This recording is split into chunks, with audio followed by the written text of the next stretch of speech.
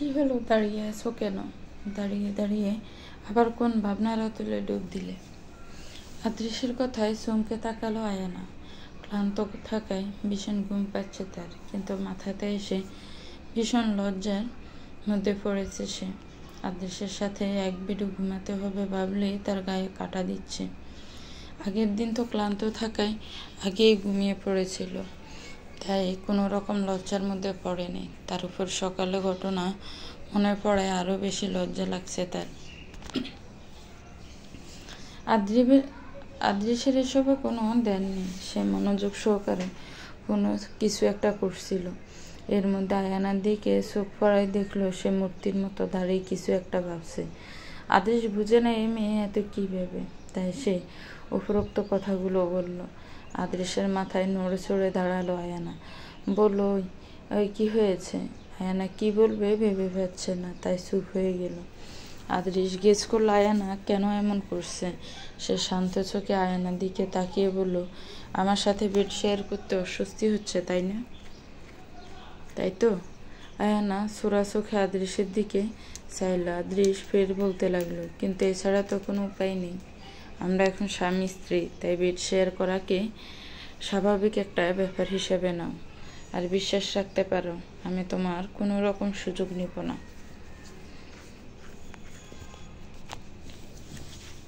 আদৃশের কথায় কিছুটা স্বস্তি পেল আয়ানা, যদিও তার এখনো লজ্জা লাগছে। সে চুপচাপ বেডের এক কোনো গুটিসুটি মেরে শুয়ে পড়ল, আর অল্প সময়ের মধ্যে গভীর নিদ্রায় তলিয়ে গেল। আদৃশ ঘুমন্ত আয়ানার দিকে তাকিয়ে একটা দীর্ঘশ্বাস ছাড়ল, অতঃপর লাইট নিভিয়ে নিচে এক কোণে ঘুমিয়ে পড়ল। তার যে অস্বস্তি হচ্ছে না তা নয়, তারও ভীষণ অস্বস্তি হচ্ছে। আগের দিন তো মাঝে একটা বালিশ থাকায় কিছুটা শান্তি মিলেছিল, কিন্তু আজ তাও নেই। রুমে দুইটা বালিশ মাত্র। আদৃশ চোখের উপরে হাত রেখে ঘুমানোর চেষ্টা করতে লাগলো।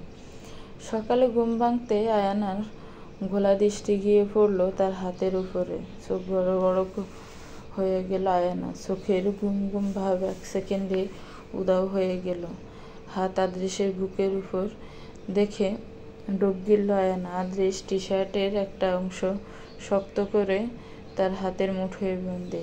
আয়ানা দ্রুত হাত সরিয়ে উঠে বসলো, মুখে হাত চেপে ভাবতে লাগলো, ভাগ্যিস ওনার ঘুম ভাঙার আগেই উঠে গেছি, না হলে কেমন একটা পরিস্থিতিতে পড়তে হতো। ঘুমন্ত আদৃশের মুখের দিকে একবার গভীর দৃষ্টি ফেলল আয়ানা। আগের দিনের মতোই মুখটাকে সিরিয়াস বানিয়ে রেখেছে। আয়ানার লজ্জা লাগলো আদৃশের টি শার্টের দিকে নজর যেতে, কারণ সে যে অংশ মুট করে রেখেছিল সেই অংশের কাপড় কুঁচকে গেছে। এটা দেখে আর এক সেকেন্ড স্থির থাকতে পারল না আয়ানা। দ্রুত বিছানা থেকে নেমে এক দৌড় ওয়াশরুমে চলে গেল। আয়ানা চলে যেতে চোখ খুলল আদৃশ। তার ঘুম আরও অনেক আগেই ভেঙেছে বলতে গেলে। তেমন ঘুমই হয়নি। নতুন জায়গায় সহজে মানিয়ে নিতে পারে না সে, সময় লাগে।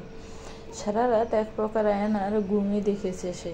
মাঝখানে একবার চোখ লেগে এসেছিল,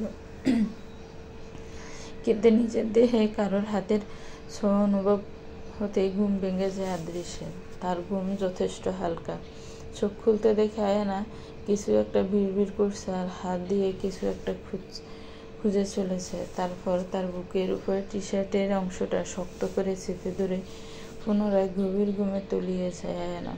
এমন শক্ত করে ধরেছে যেন কোনো কাঙ্ক্ষিত বস্তু পেয়ে গেছে সে, ছেড়ে দিলেই হারিয়ে যাবে। আয়ানার চেহারায় একটা আলাদাই প্রশান্তির ছাপ দেখেছে আদৃশ, তাই সেও হাতটা সরাতে পারেনি। আয়ানার ঘুম ভেঙে যেতে পারে তাই। আর এখনও আয়ানা জাগতেই সে চোখ বন্ধ করে নিয়েছিল, না হলে হয়তো ভীষণ লজ্জায় পড়তো মেয়েটা। আদৃশ নিজের চুলগুলোকে হালকা নেড়ে ছেড়ে ঠিক করতে করতে ভাবলো, মেয়েটা আমার কাছে আসলে নিজেকে বড্ড অচেনা লাগে। যে আমি কখনো কোনো মেয়ের গায়ে হাত দিলে তা সহ্য করতে পারি না, এমনকি নিজের ফ্রেন্ডকেও গায়ে হাত রাখতে দিতাম না। সেই আমি কিনা একটা মেয়েকে এত ঘন্টা আমার গায়ে হাত রেখে ঘুমাতে দিয়েছে। কিন্তু কেন? আজ পর্যন্ত যত মেয়েই আমার গায়ে হাত রেখেছে তখন মনে হয়েছে কেউ আমার শরীরে আগুন জ্বালিয়ে দিয়েছে, অথচ এই মেয়ে গায়ে হাত রাখাতে তেমন কোনো অনুভূতি হলো না, বরং মনটাতে আলাদাই প্রশান্তি ছেয়ে গিয়েছিল। এগুলো কি হচ্ছে আমার সাথে? আয়ানা ফ্রেশ হয়ে বাইরে এসে দেখলো আদৃশ বেডে নেই। আয়ানার মনে এখনও ভয় কাজ করছে। এই ভেবে আদৃশ আবার বোঝা গেল না তো ঘুমের মধ্যে এমন একটা আকাম করেছে ভেবে নিজেকে নিজে কয়েকটা থাপ্পড় লাগাতে ইচ্ছে করছে আয়ানার। সে ব্যালকনিতেও উকি দিয়ে দেখলো আদৃশ সেখানেই আছে, কারোর সাথে ফোনে কথা বলছে। আয়ানা চুপিসারে রুম থেকে বেরিয়ে আসলো। আদৃশের দিকে তাকাতেও এখন তার লজ্জা লাগছে। আদৃশ রুমে এসে দরজা খোলা দেখে বুঝলো আয়ানা বাইরে চলে গেছে। সে নিজেও চলে গেল ফ্রেশ হতে, কিন্তু বাইরে এসে বিপাকে পড়লো আদৃশ। রুমে কোনো টাওয়েল পেল না। রাতে ঘুম না হওয়ায় মাথা ঝিমঝিম করছিল তার, তাই একটু মাথাও ভিজিয়ে নিয়েছে, কিন্তু এখন দেখছে টাওয়ালই নেই। আদৃশ ভাবলো আয়ানাকে ডাকবে বা কাউকে দেখলে বলবে ওকে রুমে পাঠিয়ে দিতে। দরজার কাছে আসতে আদৃশের মাথায় আসলো সে তো তার বউয়ের নামই ঠিক মতো জানে না।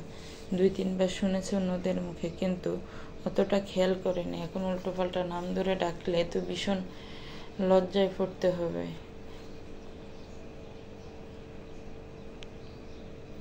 আদৃশ নিজের মাথায় জোর দিয়ে ভাবতে লাগলো কি যেন বলে ডাকে সবাই। আনমনে মনে হয় না না আমেনা না, আরে কি যেন ছিল, আয়না, হ্যাঁ এমনই কিছু একটা ছিল, আয়না মনে হয়, কিন্তু আমি তো শিওর না। উফ। আদৃশের ভাবনার মাঝে ছাপানো দরজা খুলে রুমে প্রবেশ করলো আয়ানা, হাতে তার টাওয়েল। মূলত এটা রাখতেই রুমে এসেছে সে। আদৃশের কথা ভাবার তালে টাওয়েলের সাথে নিয়েই রুম থেকে বেরিয়ে গিয়েছিল। আয়ানা আদৃশের ভেজা চুল দেখে বুঝল নিশ্চয়ই আদৃশ টাওয়েল খুঁজেছে। সে আদৃশের হাতে টাওয়েলটা দিয়ে নিম্নস্বরে বলল, সরি, আমি ভুলে মুখ মুছতে মুছতে সাথেই করে নিয়ে গিয়েছিলাম। আয়ানা চলেই যাচ্ছিল, কিন্তু আদৃশের দাঁড়াতে বলায় থেমে গেল। আদৃশ আমতা আমতা করে জিজ্ঞেস করলো, তোমার নাম কি? আদৃশের প্রশ্নটা শোনা মুখটা হা হয়ে গেল আয়ানার। সবাই তার নাম জানে, অথচ তার ঘরই তার নাম জানে না। আয়ানার এক্সপ্রেশন দেখে আদৃশ একটু মাথা চুলকালো। তারপর আয়ানাকে উদ্দেশ্য করে বলল, কি হলো, হা করে আসো কেন? মুখের মধ্যে তেলা পোকা ঢুকে যাবে তো। আদৃশের কথায় আয়ানা হা করা মুখ আপনা আপনি বন্ধ হয়ে গেল, কিন্তু চোখে মুখে এখনো অবাক ভাব বিরাজমান করছে। সে অবাকতার সাথে বলল, আয়ানা রহমান। আদৃশ মনে মনে কয়েকবার আয়ানার নাম আওড়ালো, তারপর বলল, তুমি কি আমার নাম জানো? আয়ানা হাঁ বোধক মাথা নাড়ালো। আদৃশ বলল, জানলে ভালো, তবুও আমি একবার বলে দিই, আমার নাম আদৃশ হাসান। এবার তুমি যে কাজে যাচ্ছিলে যেতে পারো। দাঁড়ালো না আয়ানা, রুম থেকে বেরিয়ে গেল। কি লজ্জাজনক বিষয়, তার বর তার নাম জানতো না, যদিও সে নিজেও জানতো না, যদি না আনিকা বলতো। রান্নাঘরে এসে আয়ানা দেখলো তার মা অনেক ধরনের খাবার রান্না করেছে। এখন সে সব সাজাচ্ছে। এত সব কাজ মা একা করছে দেখে ভীষণ খারাপ লাগলো আয়ানার। আগে তো তাকে দিয়ে সব করানো হতো, এখন হয়তো সব কাজ তার মাকে দিয়ে করানো হবে ভেবে চোখে পানি চলে আসলো আয়ানার। সাহেরা বানু আর তার মেয়ে তো একটা কাজেও হাত লাগায় না, বরং এক গ্লাস পানি লাগলেও তারা আয়ানাকে ডাকতো পানি দেওয়ার জন্য। আয়ানা মনে মনে ঠিক করলো সে ভালো কোনো জায়গায় চান্স পেয়ে গেলে তারপর টিউশনি দেওয়া শুরু করবে, অথবা কোনো চাকরি করবে। সেই টাকা দিয়ে একটা লোক রাখবে যাতে তার মাকে কাজে সাহায্য করে। আয়ানের ভালো কোথাও চান্স পাওয়ার ইচ্ছেটা আরও দৃঢ় হলো। তাকে ভালো কোথাও চান্স পেতেই হবে, এমন একটা চিন্তা ভাবনা তার মস্তিষ্কে ভালোভাবে গেঁথে নিল সে। তারপর মায়ের খাবার সাজানোতে সাহায্য করতে লাগলো। যদিও অনামিকা বেগম বারণ করেছিলেন, কিন্তু কে শুনে কার কথা। কিরে জামাইকে তো ভালোই বশ করছিস, তোর আসলে লজ্জা শরম নেই? আমাদের টাকায় খেয়ে আমাদের টাকায় পড়ে এখন আমাদেরই অপমান করাস। তোর সাহস কি করে হলো নিজের বরকে দিয়ে আমার মেয়েকে অপমান করানোর? চাকরানি থেকে বড় বাড়ির বউ হয়ে উঠতে শিখে গেছিস, তাই না? চাকরানী থেকে মহারানী হওয়ার চেষ্টা করিস না, কারণ তোর যোগ্যতা ওই কাজের লোক পর্যন্তই। দুপুরের খাওয়া শেষে সবাই টেবিল থেকে উঠে পড়েছে। আর কিছুক্ষণ পরেই হয়তো আয়ানারা চলে যাবে। তাই আয়ানা তার মাকে বলেছে যেন জামাইদের সাথে বসে কথা বলে। এখানে থালা বাসন সে উঠিয়ে রাখবে। অনামিকা বেগম যেতে না চাইলেও তাকে জোর করে পাঠিয়ে দিয়েছে আয়ানা। তারপর নিজেই সব থালা বাসন নিয়ে ধুয়ে রাখছিল। এর মাঝে কোনো একটা কাজে রান্নাঘরে আসেন সাহেরা বানু। আয়ানাকে একা দেখে চোখ জল জল করে ওঠে তার। এই মেয়েকে অপমান না করলে তিনি শান্তি পান না। তার উপর রাতের ঘটনা সবটাই সারা তাকে বলেছে। তখন থেকে রাগে মাথায় আগুন জ্বলছে তার। তাই সুযোগ পেয়ে আয়ানাকে কথা না শোনালেই নয়। সাহেরা বানু একবার আশেপাশে ভালো করে চোখ বুলিয়ে নিলেন। কাউকে না দেখে নিশ্চিত মনে রান্নাঘরে প্রবেশ করে উপরোক্ত কথাগুলো ছুড়ে দিলেন আয়ানার দিকে। তিনি তো জানেন আয়ানাকে হাজারভাবে অপমান করলেও সে চুপচাপ শুনে নিবে। তাই তিনি এই সুযোগ কোনোভাবে হাতছাড়া করতে চান না। সাহেরা বানুর কথায় খারাপ লাগলো আয়ানার। তখনই মনে পড়ল আদৃশের কথাগুলো। মানুষকে যত বেশি সুযোগ দেওয়া হবে তারা তত বেশি কথা শোনাবে।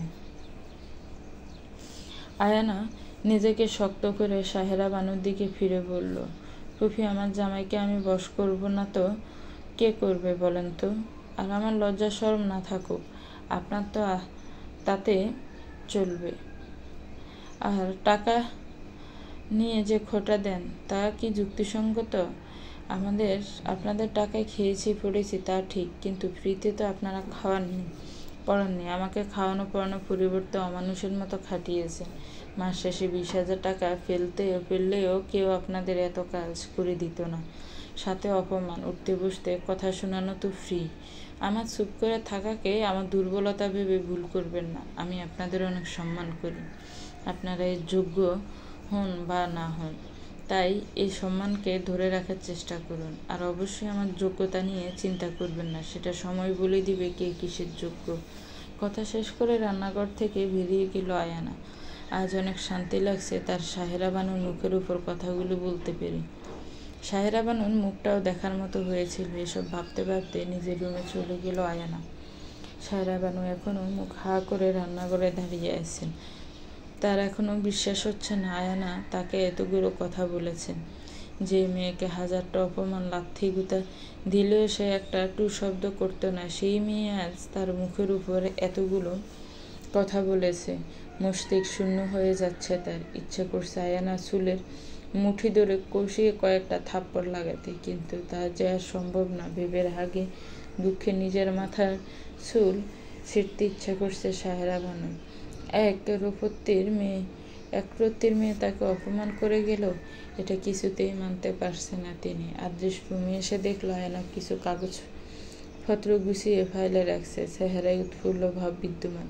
আদৃশ আয়ানার দৃষ্টি আকর্ষণের জন্য হালকা কাশি দিল। আয়ানা কাশির শব্দ আদৃশের দিকে তাকালো। আদৃশ বলল, প্রয়োজনীয় সব কাগজপত্র নিয়েছ? আয়ানা মাথা নাড়ালো, কারণ সে অলরেডি সব গুছিয়ে নিয়েছে। আদৃশ বলল, তাহলে তৈরি হয়ে নাও,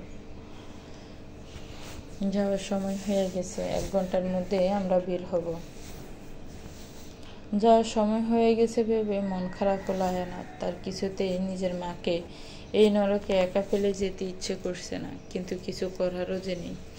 আদৃশ আয়ানার মন খারাপ দেখে বলল, মন খারাপ করো না, আমি সময় পেলে তোমাকে নিয়ে আসবো তোমার বাবা মায়ের সাথে দেখা করাতে।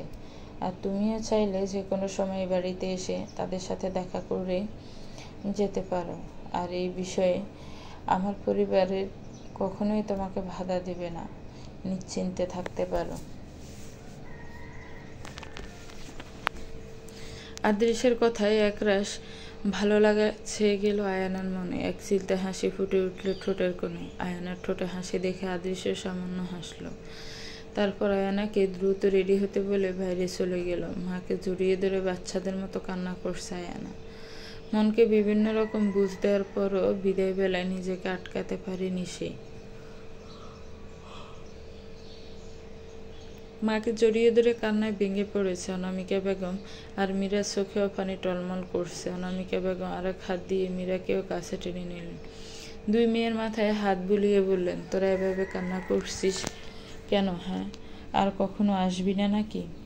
আয়ানা মীরা দ্রুত মাথা নাড়িয়ে বলল, না না, আসবো তো। অনামিকা বেগম বললেন, তাহলে এভাবে কাঁদছিস কেন? দেখি চোখ মুখ দুইটা, ওখানে ভালোভাবে থাকবি, সবার কথা শুনে চলবে, সকলের সাথে ভালো ব্যবহার করবি, বুঝেছিস? আয়ানা আর মীরা মাথা ঝাঁকালো। অনামিকা বেগম এবার কিছুটা নিম্নস্বরে বলল, যখন ইচ্ছা হবে এখানে চলে আসবে, আর মাকে নিয়ে কোনো রকমের চিন্তা করবি না, কেমন? আমার মেয়েরা সুখে থাকলে আমিও সুখে থাকব। অনামিকা বেগম দুই মেয়ের হাত ধরে জামাইদের কাছে গেলেন। অশ্রুসিক্ত চোখে আদ্রিসা রাহিলকে উদ্দেশ্য করে বললেন, আমার মেয়েদের দেখে রেখো বাবা, এখন তোমরাই ওদের সব। তিনি মীরার হাত আহিলের হাতের মাঝে দিয়ে বললেন, আমার মেয়েকে সুখে রেখো, ভরসা করে ওর হাত তোমার হাতে দিলাম, কখনো এই হাত ছেড়ে যেও না বাবা। আহিল এক হাতে মীরার হাত শক্ত করে মুঠো করে ধরে অনামিকা বেগমকে বলল, চিন্তা করবেন না মা, এই হাত জীবন থাকতে কখনো ছাড়ব না, সবসময় আগলে রাখবো, বিশ্বাস করতে পারেন। অনামিকা বেগম আহিলের মাথায় হাত বুলিয়ে দিলেন, তারপর আয়ানার হাত ধরে আদ্রিসের সামনে গিয়ে বললেন, আমার এই মেয়েটাকে একটু সুখ দিও বাবা, মেয়েটা আমার এতটা বছর ধরে শুধু কষ্টই পেয়েছে, সুখের মুখ দেখেনি। তোমার কাছে একটাই অনুরোধ, আমার মেয়েটাকে কষ্ট দিও না, একটু সুখ ভালোবাসা দেওয়ার চেষ্টা করো। আমার কেন যেন মনে হয় তুমিই পারবে আমার মেয়েকে সুখে রাখতে, সারা জীবন আগলে রাখতে। কি রাখবে তো আগলে? ফাইয়াজ কি বলবে ভেবে ফেলো না, সে নিজেও এখন আয়ানার বিষয় নিয়ে শিওর না, তবে সে মন থেকে চায় আয়ানাকে মেনে নিতে। আদ্রিসা অনামিকা বেগমকে এক সাইড দিয়ে জড়িয়ে ধরে বলল, আপনি চিন্তা করবেন না, আমি আমার সর্বোচ্চ দিয়ে চেষ্টা করব আপনার মেয়েকে ভালো রাখতে, বাকিটা সৃষ্টিকর্তার উপর। অনামিকা বেগম আয়ানার হাত আদ্রিসের হাতে তুলে দিয়ে মেয়ের কপালে একটা চুমু খেলেন। এসব কিছু দেখে মনে মনে ফুঁসছেন সাহেরা বানু, তার কাছে এসব ন্যাকামো ছাড়া আর কিছুই না। তিনি মুখ ভাঁকা করে ভেতরে চলে গেলেন। এসব দেখে তার গা জ্বালা করছে। গাড়িতে বসে আছে আয়ানা, এখনও মাঝে মাঝে চোখ মুছে যাচ্ছে, কিছুক্ষণ পর পর টিস্যু দিয়ে নাক মুছছে। আদ্রিস গাড়ি ড্রাইভ করতে করতে মাঝে মাঝে আর চোখে তাকাচ্ছে আয়ানার দিকে, কেঁদে কেটে নাক মুখ লাল করে ফেলেছে। সেও বাধা দেয়নি, বরং এক বক্স টিস্যু এগিয়ে দিয়েছে। আদ্রিসের কাছে এই মুহূর্তে আয়ানাকে ভীষণ আদুরে বাচ্চা লাগছে, বিশেষ করে লাল হওয়া নাকটার কারণে একটু বেশিই কিউট লাগছে। আদ্রিস আয়ানার দিক থেকে চোখ ফিরিয়ে ড্রাইভিংয়ে মনোযোগ দিল। গাড়ি থামতেই হুঁশ ফিরল আয়ানা, এতক্ষণ সে কান্নায় ব্যস্ত ছিল। গাড়ি থামাতে ভাবলো বাড়ি পৌঁছে গেছে হয়তো, কিন্তু জানালা বাইরে তাকিয়ে অচেনা একটা জায়গা দেখলো। আয়ানা আরেক দফা নাক মুখ মুছে কৌতূহলী চোখে আদ্রিসের পানে চাইল। আদ্রিস আয়ানার দিকে হালকা ঝুঁকে সিট বেল্ট খুলে দিল। কিছুটা অস্বস্তিতে পড়ল আয়ানা। নিজের বাড়ি থেকে আসার সময়ও আদ্রিস সিট বেল্ট বেঁধে দিয়েছিল, কিন্তু তখনও তো খেয়াল করেনি আয়ানা। আদ্রিস ডোর খুলে বাইরে বেরিয়ে গেল। এরপর আয়ানার দরজাও খুলে বলল, নেমে এসো। আয়ানা কৌতূহলী ভাব নিয়ে নেমে এলো। চারপাশে অনেক বেশি শোরগোল, মেইন রোড হওয়ায় অসংখ্য গাড়ি চলাচল করছে। এত এত হর্নের শব্দে মাথা ধরে যাওয়ার উপক্রম। সামনে বিশাল বিশাল দালান। আদ্রিস আয়নার হাত শক্ত করে ধরে একটা বিশাল দালানে প্রবেশ করলো, অতঃপর লিফটে উঠে পঞ্চম তলায় চলে এসেছিল। এই ফ্লোরে আসার পর আয়না বুঝতে পারলো তাকে হয়তো কোচিংয়ে ভর্তি করতে নিয়ে এসেছে আদ্রিস। একজনের কেবিনের সামনে এসে দরজা নক করলো আদ্রিস। ভেতরে থেকে প্রবেশের অনুমতি পেয়ে আয়নার হাত ধরে ভেতরে প্রবেশ করলো সে। আয়ানা ভেতরে ঢুকে দেখলো সামনে চেয়ারে একজন বয়স্ক ভদ্রলোক বসে আছেন। আদ্রিস তাকে সালাম দিল। ভদ্রলোকের চেহারা হঠাৎ হাসি হাসি হয়ে গেল। তিনি আনন্দিত কণ্ঠে সালামের জবাব দিয়ে বললেন, আরে আদ্রিস না, বসো বসো, দাঁড়িয়ে আছো কেন? আদ্রিস লোকটার কথায় হালকা হাসলো, অতঃপর আয়ানাকে চেয়ার টেনে বসতে বলে নিজেও পাশে বসে পড়ল। লোকটার দিকে তাকিয়ে বলল, জি স্যার, আমি আদৃশ। আপনি আমাকে এখনো মনে রেখেছেন? দেখি খুব খুশি লাগছে স্যার। আমার সৌভাগ্য। লোকটা উৎফুল্ল কণ্ঠে বলল, কি যে বলো, তোমাকে কি করে ভুলি? তুমি আমার সবচেয়ে প্রিয় ছাত্রদের মধ্যে একজন। তোমাকে ভুলে যাওয়া কি সম্ভব? যাই হোক, এতদিন পর কি মনে করে স্যারের কাছে আসলে? আর মেয়েটাকে? স্যার আর আদৃশ যে পূর্ব পরিচিত বুঝলা না। আদৃশের খানিকটা অস্বস্তি হলো স্যারের প্রশ্ন, তবু সে নম্র স্বরে জবাব দিল, স্যারও আমার ওয়াইফ, আয়ানা রহমান। ভদ্রলোক খুশি খুশি চেহারায় বলল, বাহ, বিয়ে করেছো তাহলে? খুব মিষ্টি দেখতে তো তোমার ওয়াইফ। আয়ানা লোকটার কথায় কিছুটা লজ্জা পেল। আদৃশ আলতো হেসে বলল, জি স্যার, আসলে ওর ব্যাপারে কথা বলতে এসেছিলাম আপনার সাথে। ও এবার এসএসসি দিয়েছে, সামনে ভর্তি পরীক্ষা আছে, আর ওর ইচ্ছা মেডিকেল পড়া। তাই আপনাদের কোচিং সেন্টারে নিয়ে আসলাম। এটাই আমার কাছে বেস্ট মনে হয়। আসলে ও একটা সমস্যার কারণে সময় মতো কোচিংয়ে ভর্তি হতে পারেনি। আমি জানি ক্লাস অনেক আগেই শুরু হয়ে গেছে, আর ও এখন আসলে অন্যদের তুলনায় পিছিয়ে থাকবে। তবে আপনি চিন্তা করবেন না স্যার, আমি ওকে যথাসাধ্য হেল্প করব, যাতে ও ছেড়ে যাওয়ার সময় পড়াগুলো কভার করতে পারে। লোকটা হেসে বললেন, সমস্যা নেই আদৃশ, তুমি ওকে ভর্তি করিয়ে যাও। আর তোমার উপর আমার বিশ্বাস আছে, তুমি হেল্প করলেও অবশ্যই এগিয়ে যাবে। লোকটা এবার আয়ানার দিকে তাকিয়ে বললেন, তো মামুনি, তোমাকে কিন্তু ভালো করে পড়াশোনা করতে হবে। তোমার হাজব্যান্ড কিন্তু ওর ব্যাচের বেস্ট স্টুডেন্ট ছিল, হাইয়েস্ট মার্ক পেয়ে মেডিকেলে চান্স হয়েছিল ওর। তোমাকেও কিন্তু ওর মতো ভালো ফলাফল করতে হবে। আর কিছু না বুঝলে অবশ্যই টিচারকে জিজ্ঞাসা করবে। এক্সট্রা ক্লাস লাগলে সেটাও বলবে, কেমন? আয়ানা সৌজনের হাসি হেসে মাথা নাড়ালো। আদৃশ ভদ্রলোকের কাছ থেকে বিদায় নিয়ে বাইরে বেরিয়ে এলো। ভর্তি কার্যক্রম সম্পূর্ণ করে লাইব্রেরিতে গিয়ে প্রয়োজনীয় সব বই কিনে ফেলল। এতটা সময় আয়ানা একজন নীরব দর্শকের ভূমিকা পালন করেছে।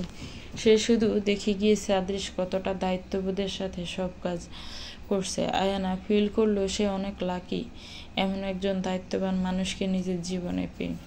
বাড়ি পৌঁছাতে আদৃশ তার মা চাচিকে সালাম দিয়ে সব বই নিয়ে সোজা নিজের রুমে চলে গেল। অনু বেগম আয়ানাকে দেখে এগিয়ে এলেন, পরম মমতায় জড়িয়ে ধরে মাথায় হাত বুলিয়ে বললেন, কেমন আছে আমার মাটা? অনুর মা ডাকে একরাশ ভালো লাগা ছেয়ে গেল আয়ানার মনে। অনু নামক মহিলার প্রতি অনেক অনেক সম্মান জন্মালো। আয়ানা বোঝে না এই ব্যক্তি এতটা মায়া মমতাময়ী কেন। কি সুন্দর করে তাকে জিজ্ঞাসা করলো, যেন নিজের মা। একদিনে কি কাউকে এতটা আপন করে নেওয়া সম্ভব? কিন্তু এই ব্যক্তির ভালোবাসায় যে কোনো ছলনা নেই তাই স্পষ্ট। আয়ানা ঠিক করে নিল এই মানুষটাকে সে নিজের দ্বিতীয় মায়ের স্থান দিবে, নিজের মায়ের মতোই ভালোবাসবে, কখনো অসম্মান করবে না। আয়ানা অনুকে জড়িয়ে ধরে বলল, ভালো আছি আম্মু, তুমি কেমন আছো? অনু আয়ানাকে ছেড়ে হাসি মুখে বললেন, ভালো ছিলাম, এখন আমার আম্মুটাকে দেখে আরো ভালো আছি। অনুর বলার ধরনে হেসে ফেলল আয়ানা। অনু আয়ানাকে জিজ্ঞাসা করলো, আদৃশের হাতে অনেকগুলো বই দেখলাম, কিসের বই ওগুলো? অ্যাডমিশন টেস্টের নাকি? আয়ানা মাথা নাড়ালো। অনু বেগম আয়ানার মাথায় হাত বুলিয়ে বললেন, ভালো মতো পড়বে আম্মা, কোনো কিছু নিয়ে চিন্তা করবে না, শুধু পড়ায় মনোযোগ দিবে, বেশি সময় হাতে নেই। যে কোনো কিছুর দরকার হলে আমাকে বলবে, আমাকে নিজের মা মনে করে সব কিছু শেয়ার করবে, ঠিক আছে? আয়ানা হেসে হাঁ বোধক মাথা নাড়ালো। অনু বেগম বললেন, যাও এবার ফ্রেশ হয়ে রেস্ট নাও, অনেক পথ অতিক্রম করে এসেছো। আমি নাস্তা পাঠিয়ে দিচ্ছি তোমাদের রুমে, খেয়ে নিও। আয়ানা আচ্ছা বলে উপরে চলে আসলো। রুমে ঢুকে দেখলো আদৃশ ফ্রেশ না হয়ে আয়ানার বই খাতা টেবিলে গুছিয়ে রাখছে। লজ্জা লাগলো আয়ানার, এসব তো তার করার কথা, অথচ লোকটা টায়ার্ড হওয়ার পরও সব একাই করছে। টেবিলে আগে আদৃশের বই ছিল, সেগুলো সরিয়ে জায়গা করে আয়ানার বই রাখছে সে। আয়ানা আদৃশের সামনে গিয়ে বলল, আমি ঠিক করে নিতে পারতাম। আদৃশ আয়ানার দিকে শান্ত চোখে তাকিয়ে বলল, আমার বই কোথায় রাখবে, তোমার বই কোথায় রাখবে, এসব নিয়ে সমস্যায় পড়তে পারতে, তাই আমি ঠিক করে দিলাম এরপর থেকে সব সাজিয়ে গুছিয়ে রাখবে। যেমনি সগোছালো রাখা আমার পছন্দ না। আয়ানা মাথা নাড়ল।